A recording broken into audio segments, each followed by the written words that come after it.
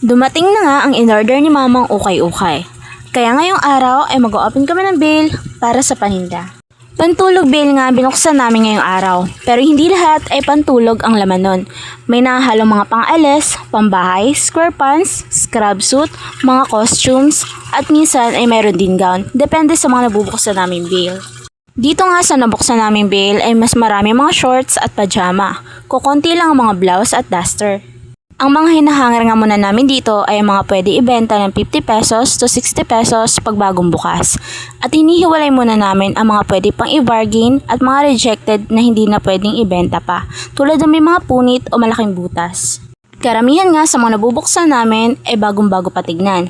Ang iba nga ay may tag price pa at ang iba naman ay halatang ilang beses lang nagamit.